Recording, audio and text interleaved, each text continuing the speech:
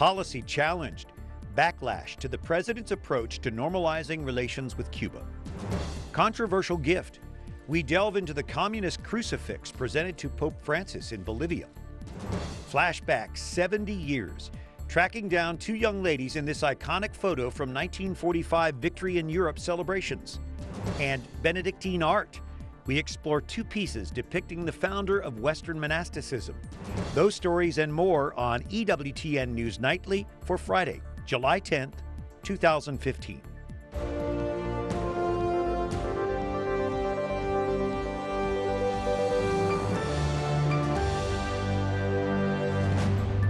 Good evening from Washington. Thanks for joining us. I'm Brian Patrick with your news now.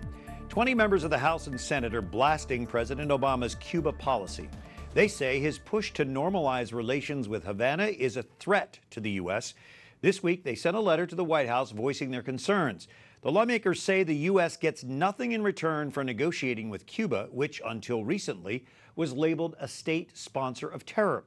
Republican Representative Diane Black of Tennessee authored the letter. She's concerned about thousands of Cubans here illegally who are charged with crimes in the U.S. Wyatt Goolsby has more tonight from Capitol Hill. Thanks, Brian. We're here on the House of Representatives side of the Capitol building talking with Congressman Diane Black of Tennessee. Congressman Black, first off, in this letter to President Obama, you say that the administration's policy towards Cuba threatens the safety and well-being of the American people. How so? Well, first of all, we have had them on the state-sponsored terrorist list until just this past May. And so our question is, what has changed? We look at the human rights that are inside of that country, and have they done anything to make sure that the human rights are being respected in the country? From what we've seen from the Castros in the past, that's not so. Let me ask you this. You also mentioned in the letter about the situation with illegal immigrants, specifically criminals. Explain that to me, what the problem with that? We found out that from the Homeland Security that there are about 21,000 Cubans that are here who have committed crimes and have been put into jail here in our country and then been let go. And we might question, why is it that we're not looking at them after they've been let out of prison or sending them back to their own country? Well, first of all, Cuba refuses to take these refugees back. And they're criminals, and they should be back in their own country. That should be part of the negotiation if we open up talks. But the second thing is that we have these folks out in our community because the Supreme Court said we can only keep them for the period of time in which they had their sentence. So unlike a criminal that would be a citizen who would be let out of jail, we would be monitoring them. Well, we can't do that with these illegal Cubans that are here. You yourself are a person of faith. You're a practicing Christian. For so long, we've been covering the issue of Pope Francis, encouraging talk between the U.S. and Cuba. Do you think that's a good idea? Do you think he's right? And how would you go about dealing with that? I don't think there's a problem with talking. I think the problem is in the action and seeing that what Cuban has done in the past with human rights has been resolved. And before we create normalcy with them and open up an embassy there in Havana, I want to be assured that the Castros, who haven't exactly had an A+ on their human rights, that is occurring in their country. Okay, well, we thank you so much for your time, Congressman Diane Black of Tennessee. We'll toss things back to you, Brian, in the studio. All right, Wyatt Goolsby on Capitol Hill. Thanks, Wyatt. Now, some of the other stories our EWTN News Nightly team has been covering in today's world. There is a push for physician-assisted suicide here in our nation's capital. The D.C. City Council holds a hearing today on the so-called Death with Dignity Act of 2015. Catherine Szeltner joins us from the district's City Hall now with more. Catherine? Brian, if passed, this bill would authorize physician-assisted suicide with no family notification, no protections against abuse, and no doctor present. Critics say this isn't death with dignity, it's suicide. The hearing was packed with dozens of witnesses. Council heard from Dan Diaz, husband of the late Brittany Maynard, who took her own life after a brain cancer diagnosis, by phone. The former altar boy says he understands the concerns of the Catholic Church. He still believes each person should decide when they want to die. Opponents say the bill could lead to abuse of the elderly and disabled. People will say, well, I don't want to suffer the indignity of having to have someone help me get dressed, or help me take a bath, or help me eat or go to the bathroom. Well, those are things that a lot of our membership have to deal with every day, and we still live valuable lives that are meaningful, that are full of enjoyable activities, and it's very demeaning to people with disabilities to hear that about our own needs. Dr. William Toffler is a family physician in Oregon, one of 3 states where assisted suicide is legal. The state actually pays 100% for assisted suicide, but will not give the needed chemotherapy care that a woman like Barbara Wagner, these are specific people who were denied health care, but the state said, well, we will cover pain relief and palliative care, including assisted suicide. Dr. Toffler says it's important to pay attention to what's happening here in D.C. He says it's a testing ground for other cities. Physician-assisted suicide is legal in Washington, Oregon, and Vermont, but just this week, California lawmakers dropped their so-called right-to-die efforts until next year. Brian. All right, Catherine Szeltner at D.C. City Hall, thank you. The Confederate flag flying at the South Carolina State House is now history.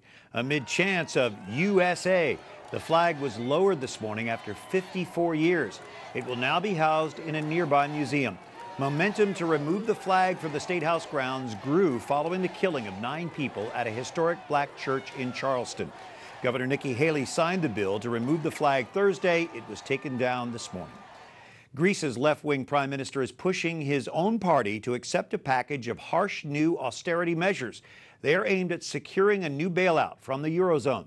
That proposal is drawing a positive response from some creditor nations. French President François Hollande calls the Greek proposals serious and credible. He says they're an indication that Greece wants to stay in the Eurozone. However, Hollande and others add that nothing is final yet. Iran's foreign minister now accuses the U.S. of shifting its demands at the nuclear talks in Vienna. He dismisses a warning that the U.S. is ready to leave the negotiations. The goal for a deal is sanctions relief in exchange for curbs on nuclear programs that Iran could use to make weapons. Pope Francis asks for forgiveness for the sins of the Catholic Church against the indigenous people during the colonial conquest of the Americas. Static crowds as he arrived to address a summit of social action groups in Bolivia. The pontiff joined President Evo Morales, and quoting his predecessor, St. John Paul II, Francis asked for pardon. Se postre ante Dios e implore perdón por los pecados pasados y presentes de sus hijos. The apology for past and present sins by the church was met with wild applause. Many leftist organizations who work with underprivileged communities were at that summit. During his remarks, Pope Francis encouraged the world's oppressed to make their voices heard. He encouraged them to think of the Virgin Mary, a humble village girl who transformed a stable for animals into a home for Jesus. And both the Vatican and Bolivia insist no offense was intended or taken when President Evo Morales gave Pope Francis a communist crucifix as a gift this week. Morales, a socialist, gave Francis a crucifix carved into a hammer and sickle. That's the symbol of communism. The Pope appeared surprised to receive it. Vatican spokesman Father Federico Lombardi said the Pope didn't know a Jesuit priest has designed the crucifix. Some reports suggested the Pope said, "This isn't good." Others reported he said, "I didn't know." Father Lombardi says we don't know what the Pope actually said. Joining us by Skype from Dallas is our friend Father Robert Gahl, an associate professor of ethics at the Pontifical University of the Holy Cross in Rome. Father Bob, do you think that the Pope was caught off guard by this gift from President Morales? He definitely looked caught off guard. The Pope was very expressive, and on his face there was consternation. Explain this rather unusual crucifix and what it stands for. Right, the President Morales then explained to him where it came from and the fact that it was inspired by a fellow Jesuit of Pope Francis who had been tortured and executed some years ago by a right-wing militia group. And when the Pope understood that, he seemed therefore to have expressed to President Morales, "Oh, I didn't realize that." Now, what this means is the cross indicates Jesus' triumph over all worldly things, even paganism and polytheism. So the fact that it's a hammer and sickle, which indicates Marxist ideology, with Jesus on top, I think can indicate for us that Jesus has triumphed. He has vanquished. And in fact, it also indicates that all workers, the workers in the mines and industry and also farmers, can be sanctified and redeemed, and they are set free by Jesus on the cross. And seeing the Pope there with Morales reminds us, too, that Popes have met over the years with radical leaders, communist leaders, have they not? Yes, exactly. John Paul II met with Gorbachev. So Gorbachev at the time was the leader of a communist nation. He also met with Pinochet. Pinochet was a right-wing, really dictator. And popes have met with all political leaders in order to convert them, to bring about a change in heart.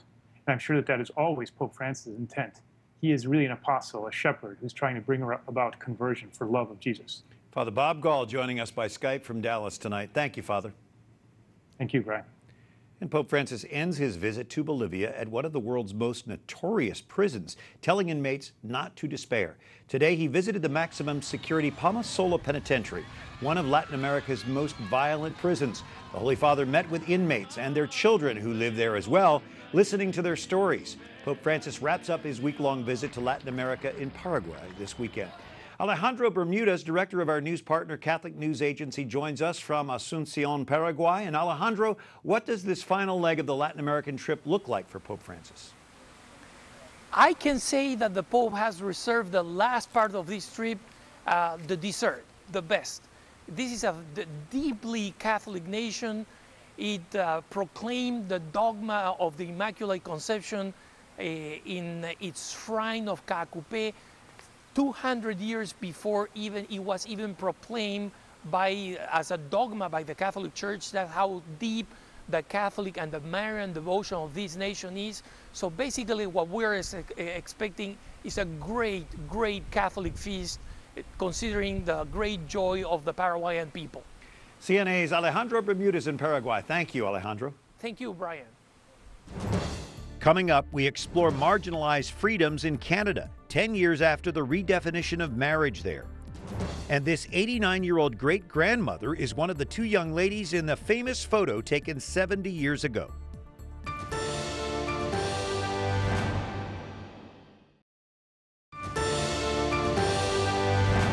On this 10th day of July, thank God for Friday, and thanks for each one of you for watching tonight. What will freedom in America look like 10 years down the road from the Supreme Court's decision redefining marriage? One only has to look to our northern neighbor. The website Public Discourse reports that in Canada, freedoms of speech, press, religion, and association have suffered greatly due to government pressure. The debate over so-called same-sex marriage we're having here in the U.S. could not legally exist in Canada today. People who say or write anything considered homophobic can lose their jobs or possibly face prosecution. Andrea Mrozek is Executive Director of the Institute of Marriage and Family Canada, joining us here in our studios in D.C. So Canada was the first country outside of Europe to redefine marriage legally. That's 10 years ago. What have you seen over those 10 years? So, of course, many of the changes were happening before legalization and continued afterwards. So we see a lot of changes to the institution of marriage stretching back many decades. I would say primarily political correctness has grown, and that Canadians, the average Canadian on the street, is well aware of trial by Twitter or by the media if they are to express themselves freely. So in my opinion, freedom of speech has been affected. It's not that we face government persecution, but that the average Canadian is not going to stick their neck out to find that they lose their job or are sanctioned in some way for expressing a view on same-sex marriage. Have people lost their jobs? Has anyone been prosecuted? People have lost their jobs. I'm thinking of a sportscaster, a broadcaster by the name of Damien Goddard. There's a growing sense in the private sector of enacting diversity requirements, and these requirements can be quite exacting. So recently, BMO, Bank of Montreal, one of our top 5 banks, which incidentally has subsidiaries in the Midwest in the United States, said they would not do business with law firms that didn't meet their diversity requirements. And again, those requirements were quite exacting and discriminatory to people who believe in a gendered component to marriage. What is the message of your organization and how is it received? We are a research organization looking at the social science research, talking about what marriage is in the big picture. So we're addressing divorce, cohabitation. Only 0.8, that's less than 1% of all couples in Canada who are married are gay couples. So we're looking at the institution broadly and talking about what marriage is. And we find we are well received, and we get our research out there into the public. And I think that being informed is important for Christians, for Catholics, Americans and Canadians alike to be well informed. So that's our approach, and we find that we are being heard. All right. Andrea Mrozek, Executive Director of the Institute of Marriage and Family Canada. Thanks for joining us. Thank you. And this summer, the world commemorates 70 years since the end of World War II. A London museum uses social media to trace a witness to the original celebration in 1945. It was an end to 6 long years of war as crowds across Europe celebrated. In London, a national holiday is declared. Thousands flocked to parties, singing and dancing in the streets. In Trafalgar Square, 2 young women wade into a fountain followed closely by 2 sailors. The resulting images have since been used around the world, documenting VE Day celebrations. But one question has always remained. Who were the 2 women in that fountain? A social media campaign by Britain's Imperial War Museum found 89-year-old Joyce Digney, now living in Vancouver, Canada. We caught the 8 o'clock train in the morning and went to Waterloo Station. We went to St. Paul's Cathedral, gave thanks we were still alive and it was over, and she lost a brother too, a pilot. Said a prayer for our brothers. Then we came outside and we looked at each other and went, okay, now let's go and have fun. The other young woman was Cynthia Cavello, who died in 1983. She and Digney were lifelong friends. For Britain's Imperial War Museum, finding Digney is a welcome case of bringing history to life. The photo really resonates with people. The emotion is very clear in their faces, and that sense of joy that they must have been feeling, particularly around, victory in Europe was just announced. The celebratory atmosphere in London was immense, and that really comes across. Digney, now nearly 90 and expecting her 2nd great-grandchild, enjoys the unexpected attention. Never in a million years did I think 70 years later there would be all this interest. I mean, we didn't think we'd done anything very special. We just went to celebrate the end of the war. That's all we were doing. Joyce Digney and her friend Cynthia Cavello, both married Canadian soldiers. They settled in Vancouver, where they remained close until Cynthia's death. Up next, ahead of St. Benedict's feast day tomorrow, we look at art depicting the saint whose rule is still relevant today. And stepping up the planning for the Pope's visit to the nation's capital this fall.